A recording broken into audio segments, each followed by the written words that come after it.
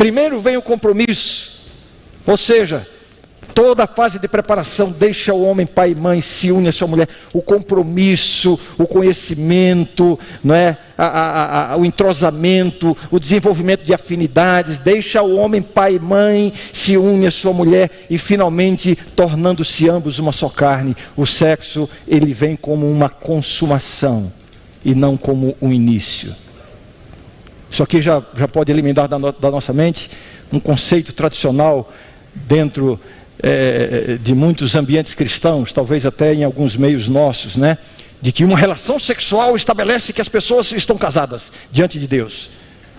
Tiveram relação, então diante de Deus estão casadas. E isso tem levado alguns pais a exigirem que os seus filhos que tiveram uma aventura sexual por aí, seja um rapaz ou uma moça, por causa disso agora tem que casar de qualquer jeito.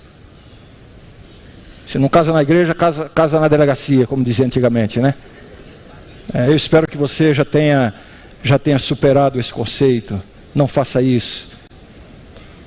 Uma relação sexual irresponsável não estabelece casamento. Casamento é muito mais do que uma relação sexual. Deixa o homem pai e mãe, se une à sua mulher.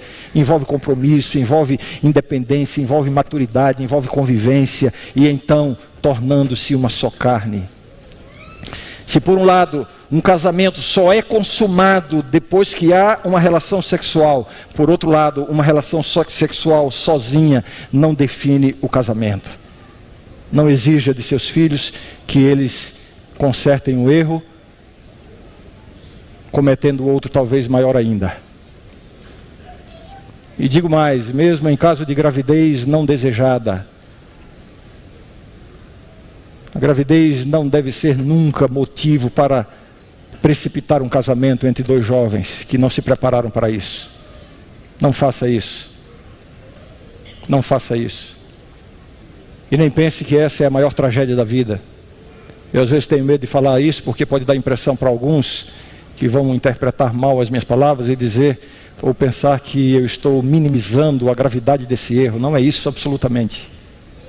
Uma gravidez não desejada do ponto de vista religioso, bíblico, é um erro muito grande, é um pecado, mas não é a maior tragédia da sua vida, nem da sua família. Quantas vezes eu já ouvi, pastor, minha família está destruída, aconteceu uma tragédia, e agora o que vai ser de nós? Acabou tudo, tantos sonhos, tudo foi por água abaixo, mas o que aconteceu? Quantos morreram? Não, minha filha apareceu grávida. Essa é a tragédia? Pois é, essa tragédia não vai durar muitos dias depois do nascimento do netinho. Tenho visto alguns que saíram do desespero para o quê? Vovô e vovó babões. Então não faça isso, não aumente a culpa, não aumente a tragédia. O que você tem que fazer é abraçar e amar, receber, acolher. A melhor solução para um problema sempre será o amor. Não significa concordar com o erro ou minimizar a gravidade do erro, me entenda muito bem. Significa agir da forma certa diante de uma situação errada. E a expressão do amor sempre será a melhor maneira. Se o amor não diminuir o problema, não há outro recurso que poderá fazê-lo. Não esqueça disso.